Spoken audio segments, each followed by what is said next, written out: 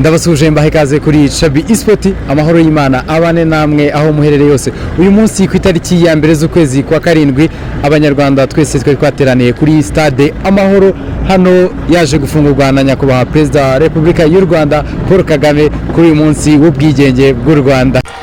Ahangaha nyakubahwa Perezida wa Repubulika y'u Rwanda Paul Kagame yafunguraga ku mugaragaro hamwe na Perezida wa CAF umunya South Africa uyobora ishyirahamwe ry'umupira w'amaguru muri Afrika ku munsi w'ubwigenge bw'u Rwanda ku nshuro ya 62 akaba ari bwo stade Amahoro nshya yafungurwaga yari yatangiye kubakwa mu mwaka wa 2022 ikaba ifunguye ku mugaragaro ku munsi w'ubwigenge ku itariki ya mbere z'ukwezi kwa karindwi hanakirirwamo umukino wahuzaga ikipe ya APRFC ndetse n'ikipe ya Police Football Club yaje no kurangira ari igitego kimwe kusa cyatsinzwe na Gilbert Barafinda.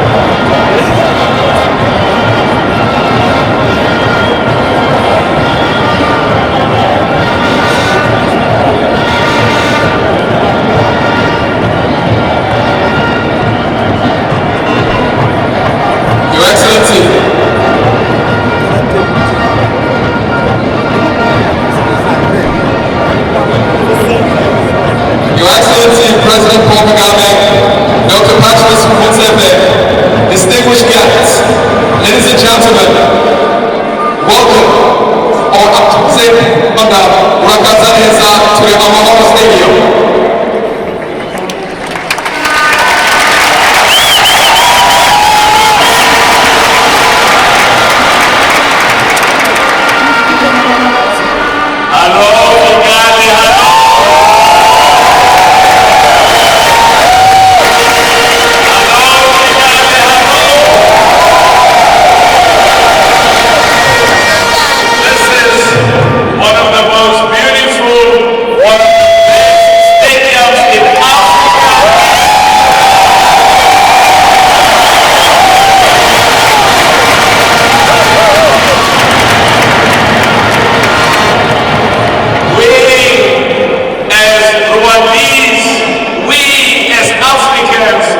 Should be so proud and thank our president for his leadership.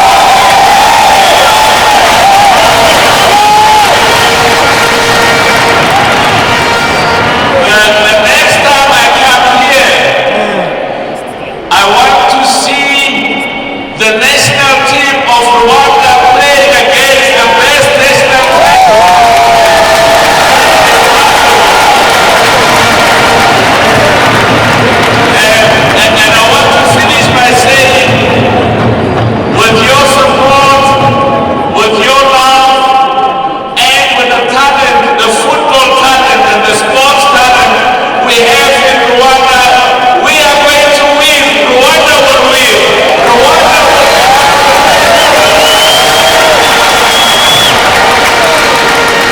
I just want to say to my brother, President Kagame, thank you for your commitment, thank you for your love, thank you for your sacrifices to improve and to make the lives of our people in Rwanda amongst the best in Africa.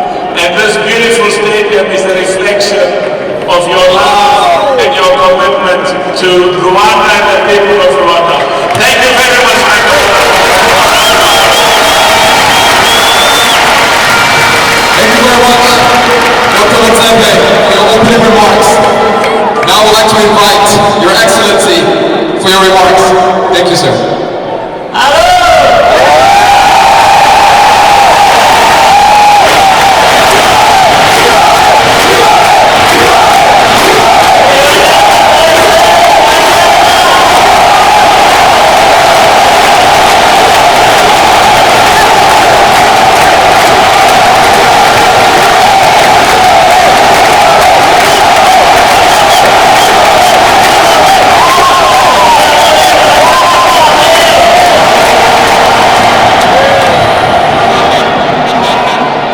you very much.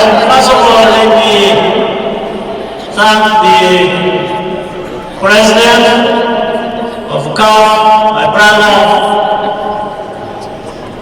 Patrice Mosebe, for, together with another brother, friend, President of FIFA, Gianni Fantino, the two inspired us to put up a good sporting facility for football like this one.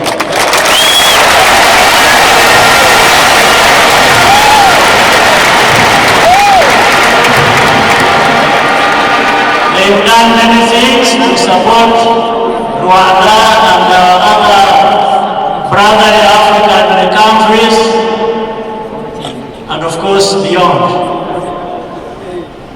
to raise the kind of football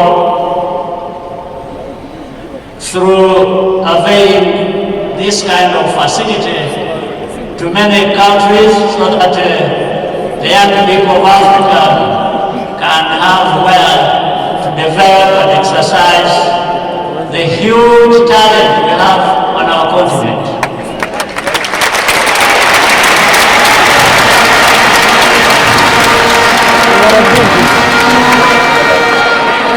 In fact, this will lead to more retention of our best talent instead of exporting them all the time. But people will still remain free to go wherever they want to be, but they can also look to home for such retention and development of what they want to do. So Patrice and all of you, I want to thank you for this day, a great day for us, for Rwanda, and for football, and we will do even more and try to do better.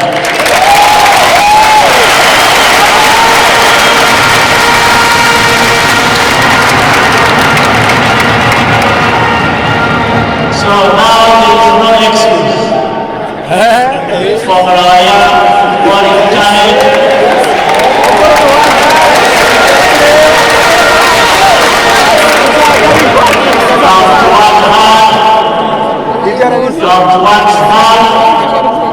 And let's be counted among the best on our continent.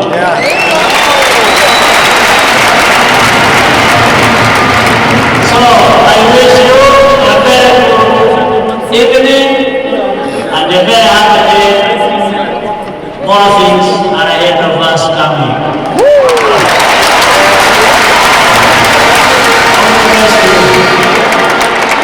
Thank you very much, Your Excellency, for your remarks. Now we have two young talents who would like an autograph from the both of you.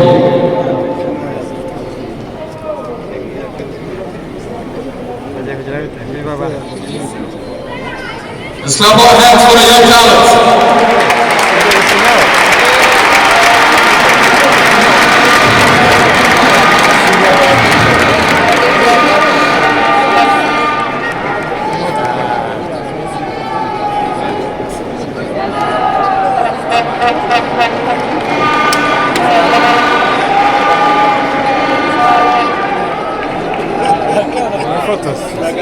Yes. Now we're moving to the most exciting part of the event. Right after the picture.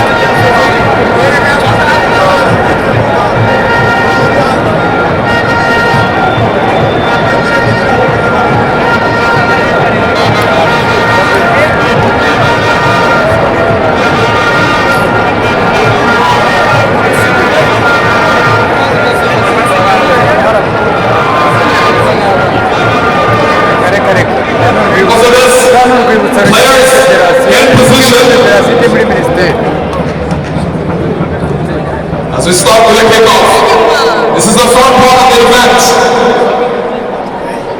where President Paul Kagame and Dr. Motsepe are going to show us how football is played. Bagiye kutwereka uko umukino wa football bawukina.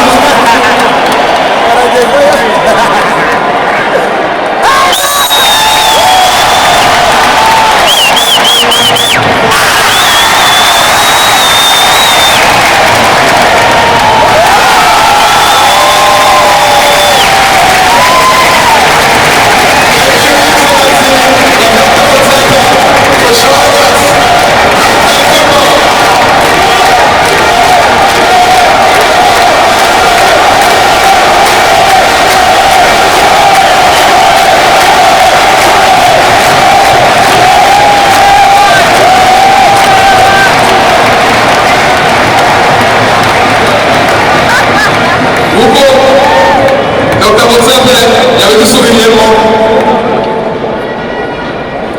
twaje gutanga ikibuga cy'Amahoro aho nk'uko perezida wa repubulika yabitwibukije izaba ari ikibuga kizadufasha talent zacu growing.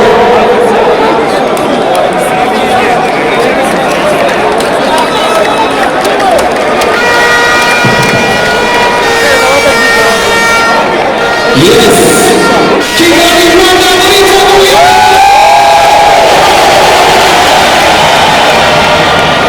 mbere y'uko umukino utangira rero tugiye gusubiramo ya gahunda imwe tuzenguruka twese mu gihe umukuru w'igihugu ndetse na perezida wa afurika bafata ibyicaro twatangiye kuri section twari twagiye hanyuma uko twari dutegura dushimira nyakubahwa Paul Kagame kuko igikorwa remezo nk'iki ngiki cyiza duhaye uriteguye tugiye gutangira ngo turatangirana hejuru no hasi rimwe kabiri gatatu haguruka.